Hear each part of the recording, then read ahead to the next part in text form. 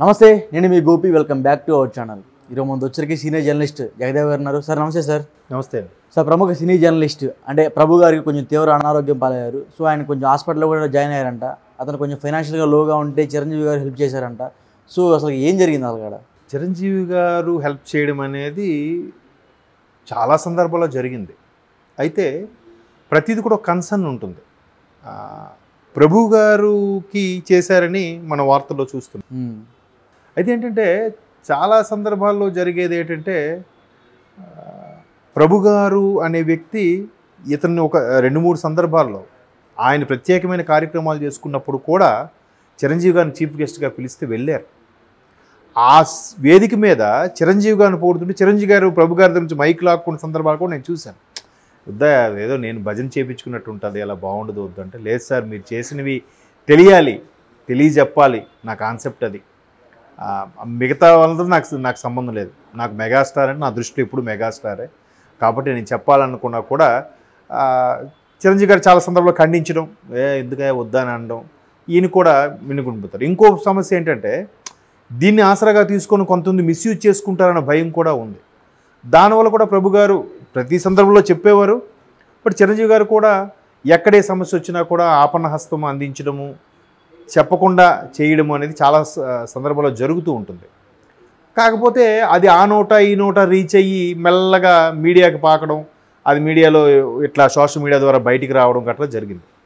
చాలా సందర్భాల్లో జరిగాయి. ఇప్పుడు ఈవెన్ కరోనా టైంలో కూడా ఆయన పర్టికులర్గా ఇప్పుడు మనకు షూటింగ్స్ ఆగిపోయే వృత్తి లేదు, రోజు కేవలం దీని మీద ఆధారపడే వాళ్ళ పరిస్థితి ఏంటి అని చెప్పి ఆయన ఒక మీటింగ్ కూడా అరేంజ్ చేశారు.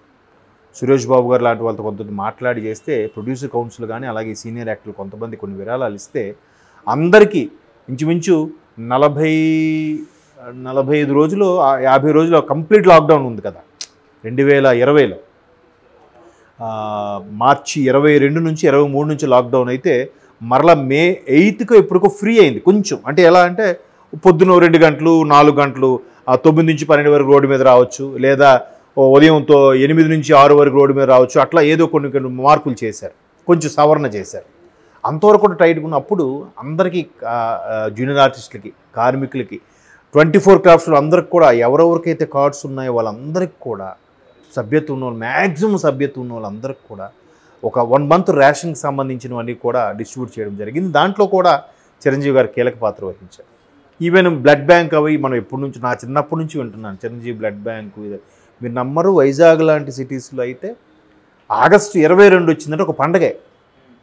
ఎక్కడ పడితే అక్కడ హైవే మీద కూడా సున్నంతోని ముగ్గులతోని చిరంజీవి గారు పెద్ద పెద్ద పెయింట్లు, పోస్టర్ లాంటివి వేసి అక్కడికక్కడే అన్నదానం చేయడం, అక్కడక్కడే బ్లడ్ డొనేట్ చేయడం, అంతా ఇదిగా చేసి అక్కడ చేసిన తర్వాత దాని మళ్ళీ విమర్శలు, ఈ బ్లడ్ అంతా అమ్ముకుంటున్నారు.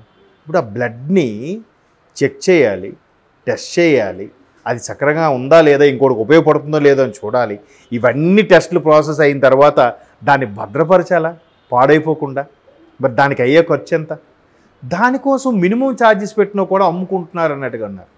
అయినా కూడా ఏమి అది కంటిన్యూ చేశారు. ఐ బ్యాంక్ అతను స్టార్ట్ చేశాక నాకు తెలిసి అంతకుముందు చాలామంది అంటే అవేర్నెస్ పెరిగింది. అతను అంతకుముందు లేదా అంటే ఉంది, అతను స్టార్ట్ చేశాక అవేర్నెస్ అంటే అరే మనం పోయిన తర్వాత ఎలాగా మన కళ్ళు ఇంకోరికి ఇచ్చినా ఉపయోగపడతాయంటే హ్యాపీయే కదరా బాబు అనే ఒక ఆలోచన ఆయన. ఎలా అంటే మీరు చిరంజీవి గారి సినిమాలు 1990s 2000లో చూస్తే ఆయన స్టార్టింగ్లో ఆయన వాయిస్ వచ్చి ఒక టెక్స్ట్ వచ్చేది, నా అభిమానులే నా ఈ అండదండ, మన కళ్ళు మళ్ళీ మనం ఎప్పటికీ జీవించేలా చేస్తాయి అని చెప్పి మన కళ్ళు దానం చేద్దాం, నేత్రదానం చేద్దాం అన్నట్టుగా ఆయన ఒక వాయిస్ వచ్చేది. కొన్ని సినిమాలకు స్టార్టింగ్లో ఆయనే కనబడుతూ ఒక ఏవిఐ కూడా ప్లే అయ్యాయి. ఓకే. సో అట్లా ఎన్నో ఉన్నాయి ఆయనకి. సో ఎవరైతే బాగా తనకి టచ్చింగ్గా ఉంటారో, అతుకుంటారో ఆయన ఎప్పుడు కూడా ఆయన కన్సర్న్ అలాగే ఉంటుంది, మర్చిపోడు ఆయన. ప్రభు గారి విషయంలో కూడా చాలా సందర్భాలు ప్రభు గారు ఆయనకి ఇంట్రడ్యూస్ చేస్తున్నారు. చాలా సందర్భాల్లో చెప్పాను కదా, ఆయన చీఫ్ గెస్ట్గా పిలవడం, ఆయన కొన్ని గుప్తదానాలు చేసినప్పుడు కూడా కొన్ని వ్యవహారాలు బయటికి రా, ఇంకొన్ని మిస్యూజ్ అవుతాయేమో అని.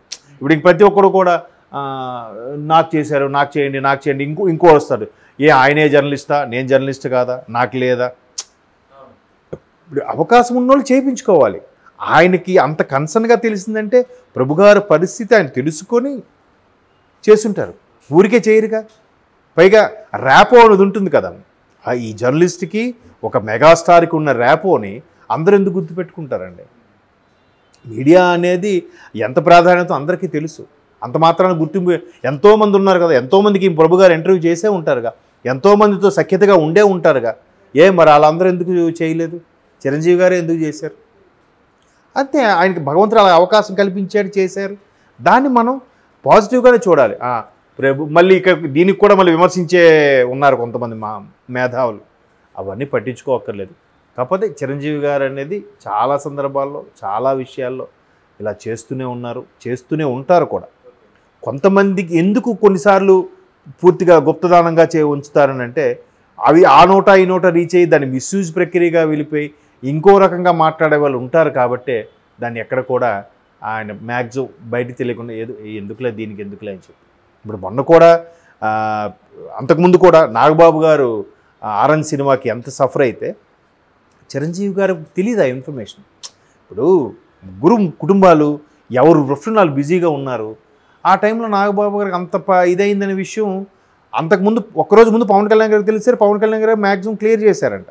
బట్ చిరంజీవి గారికి నెక్స్ట్ డే తెలిస్తే ఏంటి నాకు కనీసం చెప్పవా, నేనున్నా అనుకున్నావు లేవనుకున్నావు అన్నట్టు కొంచెం సీరియస్ అయ్యి చెప్పండి లేదని అప్పటికే తమ్ముడు సెటిల్ చేశాడు. అప్పుడు ఆ మాట వాల్యూ ఎంత ఉంటుంది, ఎంత సపోర్ట్ ఇస్తుంది.